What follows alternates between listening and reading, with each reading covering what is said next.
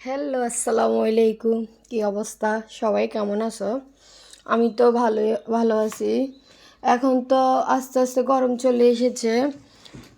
আর শীত তো আমাদের বাসায় পড়ে না। নোয়াখালীতে তো আরও আগ থেকে গরম চলে এসেছে। টাউনে না মানে হালকা হালকা ঠান্ডা লাগে আরে, এতটা গরম না। কিন্তু আজকে 2 দিন থেকে দেখি গরম প্রচুর পড়তেছে। তাই আমি এখানে বিটরুট, আপনারা কী নামে চিনেন আমি জানি না, বাট আমি তো এটাকে বিটরুটের নামে চিনি।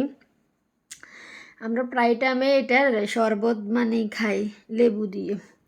আবার কেউ চাইলে তোকমাই অথবা ইসবগুলির ভুসি দিয়ে হালকা একটু খাড় অথবা চিনি দিয়ে খাইতে পারেন। খাবেন আর এখানে পানি মিশাবেন, অনেক টেস্ট এটা।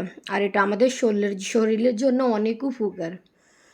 ছোট থেকে বড় পর্যন্ত সবাই খাইতে পারবে।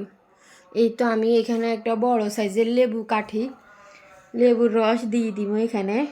আর হাফ আদা মানে বিটরুট আর আদা আমি কাটি এটা ব্লেন্ডারে। আপনারা মানে হাতে কুচাইতেও পারবেন এবং কি গ্রেট করেও দিতে পারবেন, বুঝছেন? এভাবে দিলে একটু রসটা না মানে পুরাটাই বাহির হয়ে আসে। যত পাতলা করে কাটে দিবেন আপনাদের জন্য ততই ভালো হবে। আর ওই যে ফালাবেন না, একটু হালকা হাতে ম্যাশ করে দিবেন।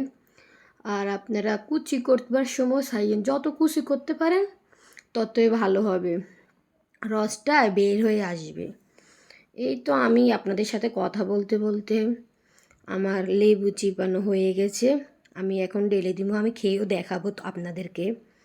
কে কোথায় থেকে দেখতেছেন একটু কমেন্ট করবেন।